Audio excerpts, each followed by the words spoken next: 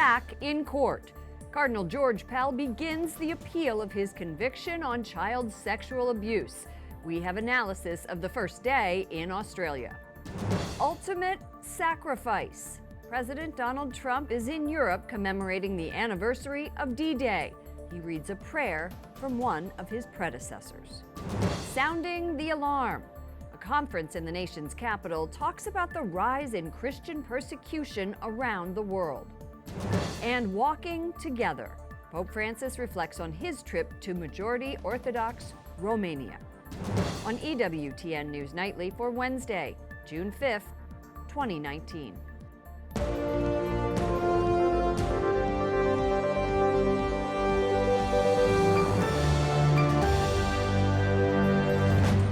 Good evening from Washington, D.C., and thank you to those of you joining us from around the world for news from a Catholic perspective. I'm Lauren Ashburn.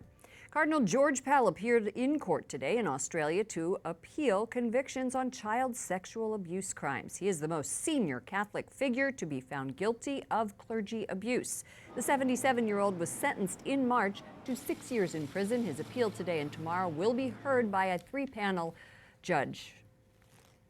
The Cardinal's lawyer says the convictions were made despite, quote, at least 13 solid obstacles. Alan Holdren is the EWTN Rome Bureau Chief. Alan, what do we know about Cardinal Pell's lawyer's opening arguments? Well, Pell's lawyer, Brett Walker, said that based on the evidence provided to the court, the jury couldn't have reached a unanimous decision beyond a reasonable doubt, is what he said. He said that's the main grounds for their appeal.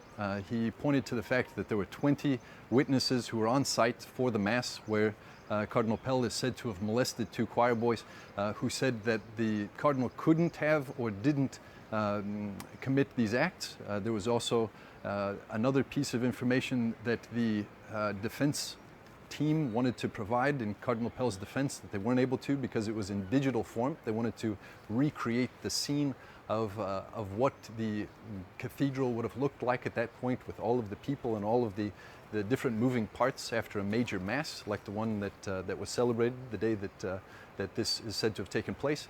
There was also the fact that the Cardinal wasn't able to make his guilty or non-guilty plea in front of the jury. And then also the fact that the complainant, the victim, wasn't able to be cross-examined by the defense. Basically, the defense said that the jury couldn't have taken word for word the complainant's report as the truth. What are Australian legal experts saying about the chances of Cardinal Pell winning this appeal case? Well, there's the head of the Melbourne Law School, Jeremy Gans, who's also an expert in Victoria state law, which is the state where Melbourne is in Australia. He says that they have a good case for saying that this was an unreasonable decision. And if the three judges who are examining this appeal decide that the verdict was, quote, unsafe, then that would lead to basically a mistrial. There would be Cardinal Pell would be released from jail and be proclaimed innocent. But even if that weren't the case, it could go on that some of those other appeals would be accepted, and then there would be a retrial. Basically, what Mr. Gans said will come as a result of this appeal process, which goes today and tomorrow, is that it will go on to the Australian High Court. In February, the Vatican announced it would open its own investigation into allegations against Cardinal Pell. Now that the civil appeals process has begun in Australia, is there any movement on the Vatican's investigation? Lauren, we didn't hear anything from the Vatican today about this process going on in Australia. We did hear back in March from the Vatican spokesman, Alessandro Gisotti, saying that the CDF, the Congregation for the Doctrine of the Faith, would make its own investigation into Cardinal Pell's activities. But he had earlier also said that the Vatican would wait for the full appeals process to take its course before it did anything. I spoke with a judge in one of the Vatican's courts today who told me that the Vatican is being prudent here and waiting for that appeals process to be carried out because it's already made a mistake. There was the case of Archbishop Philip Wilson of Adelaide, Australia, who was convicted in the courts there of having covered up for abuses, to be later exonerated in an appeals process. But in the meantime, the Vatican had accepted his resignation. They don't want to repeat that error. Alan Holdren, EWTN Rome Bureau Chief, I'm so happy that you're able to join us. And we are all here very happy about the birth of your son, James. Our congratulations to you, your wife, and your family. Thanks for joining us, Alan. Thank you, Lauren. Another church leader, Cardinal Daniel DiNardo, who heads the Conference of U.S. Bishops, is also defending himself against allegations his archdiocese calls an Associated Press story questioning his handling of a priest sexual abuse case involving one of his top assistants, quote, unprofessional, biased, and one-sided. A statement released by the Diocese of Galveston, Houston says in part, quote, at each step in this matter, Cardinal DiNardo has reacted swiftly and justly. A number of the quotes attributed to the cardinal are an absolute fabrication. A Texas woman accuses Monsignor Frank Rossi of sexual coercion. She says Cardinal DiNardo mishandled the investigation, and she has begun legal proceedings. The Trump administration says it is ending medical research by government scientists who use human fetal tissue. The decision hands pro-life supporters a major victory. The Health and Human Services Department says government-funded research by universities that involve fetal tissue can continue, but will be subject to additional scrutiny. President Trump made his first presidential trip to Ireland today, but first he joined world leaders in Britain to commemorate the 75th anniversary of D-Day, a major turning point in World War II. White House correspondent Mark Irons reports for us. Good evening, Mark. Good evening, Lauren. Tomorrow is the official anniversary marking the Allied invasion on beaches in northern France. But the stage was set today in Portsmouth, England. World leaders gathered at a place Allies embarked from to begin the liberation of Europe. President Trump marking the occasion with a 75-year-old prayer. And, O Lord, give us faith. President Trump repeating the prayer of President Franklin Roosevelt, read over radio waves on D-Day to a nation at war. A struggle to preserve our republic, our religion, and our civilization. Queen Elizabeth says she'll never forget the heroism, courage, and sacrifice of those who lost their lives and those who fought for freedom. It is with humility and pleasure, on behalf of the entire country, indeed the whole free world, that I say to you all, thank you. The 93-year-old Queen says people thought the 60th anniversary of D-Day might be the last such event, but she says her wartime generation is resilient.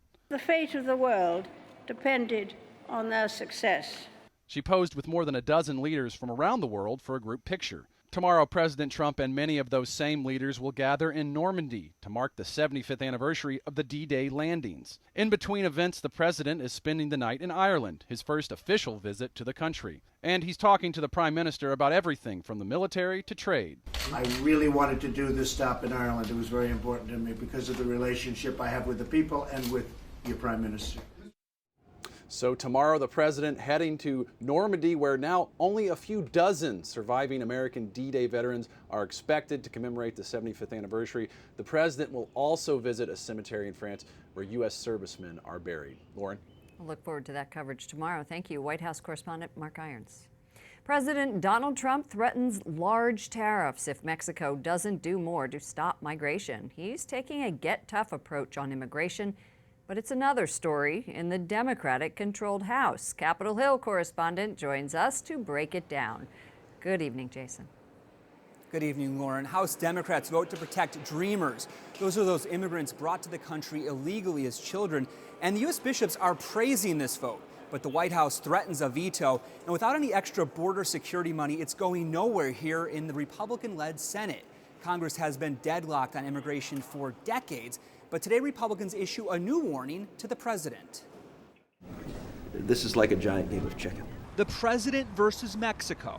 President Trump threatens a 5% tariff on all Mexican goods starting Monday. What do you want to say to the president?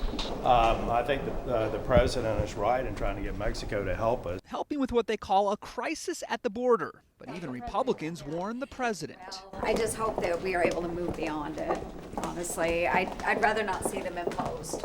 Yes, we have a crisis. Yes, we need to solve it. Yes, we need to stop illegal immigration. But it shouldn't be millions of Texas farmers and ranchers and manufacturers and small businesses paying higher prices and paying the price for congressional Democrats irresponsibly refusing to solve the problem. A different story from other Republicans. The pain you're going to suffer to fix the border is do it now or do it later. If Mexico doesn't change their behavior, they'll keep coming. If we don't change our laws, they'll keep coming. So what's the president supposed to do? Just throw up his hands and give up? And yesterday in the House, rare celebrations. 7 Republicans joined all Democrats to back the bill. It would grant a chance for citizenship to more than 2 million Dreamers. Many of these are folks who were brought here when they were 6 months old, 5 years old, 3 years old, and have only known the United States as their home country. And it looks like even more immigration fights ahead. The Democratic-run House Appropriations Committee just put out their spending bill for Homeland Security, and it includes $0 new dollars for President Trump's promised border wall in the year 2020. Lauren? Capitol Hill correspondent Jason Calvi. Thank you, Jason. Lawmakers in Maine vote to legalize assisted suicide. The measure now heads to Democrat Governor Janet Mills. She has not indicated if she will sign it. The Catholic Church is against the proposal. 6 states and the District of Columbia have already legalized assisted suicide. Religious freedom advocates are challenging lawmakers to do more to stop Christian persecution around the world. Several recent reports say oppression of Christians is growing in scale and intensity. Correspondent Wyatt Goolsby reports from the State Department. Good evening, Wyatt. Good evening, Lauren. Supporters of religious freedom tell me they are frustrated by the rise in Christian persecution, but they're also concerned Americans don't know that the oppression of Christians is a global problem that remains underreported. In Africa, Latin America, Asia, and the Middle East, Christians have endured a devastating 2019. According to a recent report commissioned by the British government, 80% of persecuted believers around the world are Christians. The Pew Research Center adds Christians have been targeted for their beliefs in more than 140 countries. Nina Shea is an international human rights lawyer who has advocated on behalf of Christians for nearly 3 decades. Churches everywhere, houses of worship everywhere are defenseless, soft targets. So, but they're a symbol of the West and Western civilization. So that all makes them very vulnerable to attack. Shea and other religious freedom advocates raised the issue today on Capitol Hill. Lawmakers and human rights supporters spoke on the rise of global religious violence. They credit Christians in Iraq, for example, who have kept the faith even while their communities are on the verge of destruction. It's depressing, but we've got to be lifted up by the heroism and the strength, and the moral strength, spiritual strength of these people who are willing to sacrifice their lives on the front line because of their faith. Christina Arriaga agrees. She's a member of the independent, bipartisan U.S. Commission on International Religious Freedom. She says not all countries respect their minority Christian groups, which is why the U.S. must do more. Religion continues to be treated as secondhand smoke, and in many cases, religious freedom is seen as a value of the United States or of the West. This is not a Western value, this is a universal value that goes to the core of who we are as human beings. Secretary of State Mike Pompeo agrees that religious freedom is a core human value. Every year, the State Department releases an annual report highlighting some of the worst violators of religious persecution in the world. There's no date set on when this year's report will be released, but it's likely it could be within the next 2 months. Lauren? Correspondent Wyatt Goolsby reporting from the State Department. Thank you, Wyatt. A Catholic priest in Kenya has been killed. Father Muther was stabbed to death yesterday in Makutanu, roughly 120 miles from the capital, Nairobi. A man and woman have been arrested, and Father Muther was 32 years old. Coming up, an update on efforts to close the final abortion clinic in Missouri, and analysis of the president's attempts to impose tariffs on Mexico.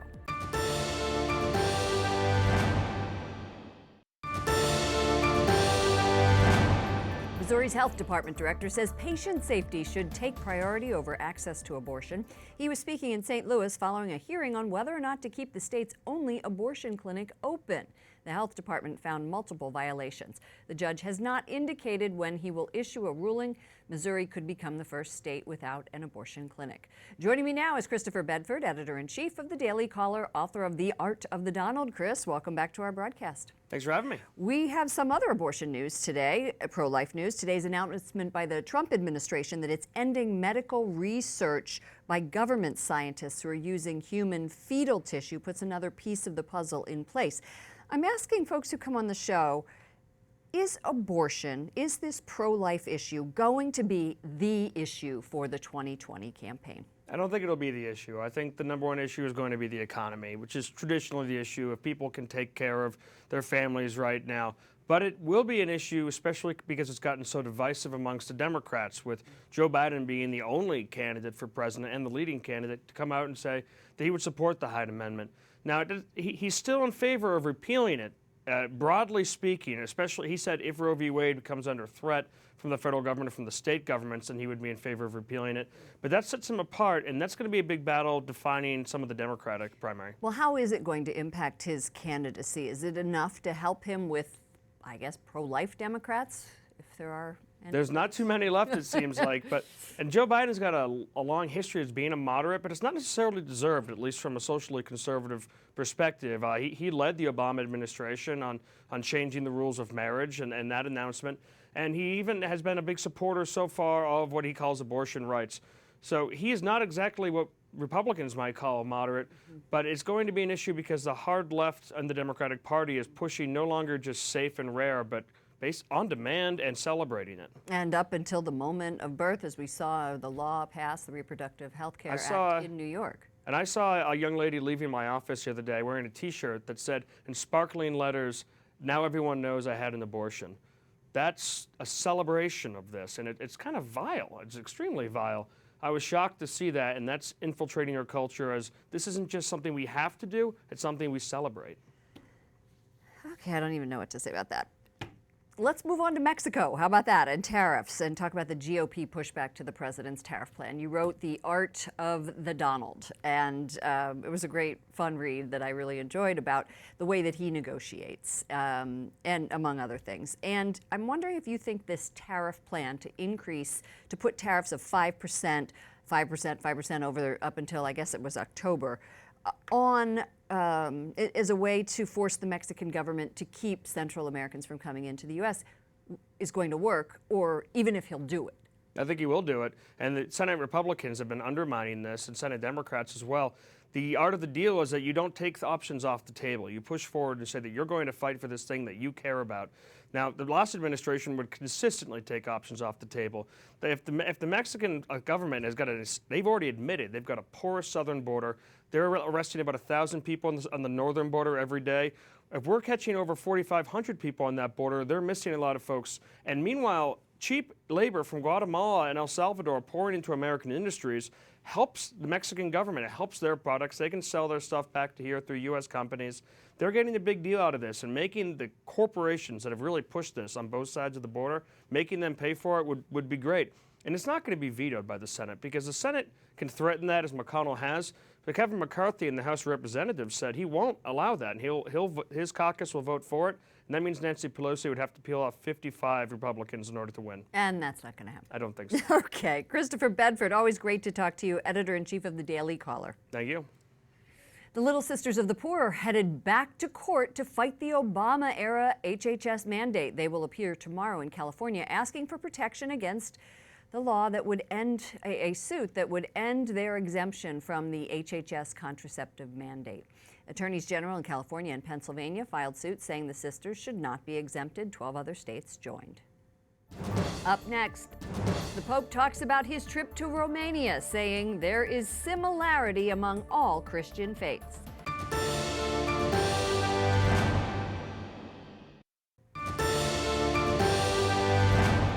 A new report finds teen boys who attend Catholic high school are more likely to become priests. A Catholic Research Center released its 2019 survey of seminarians scheduled for ordination this year.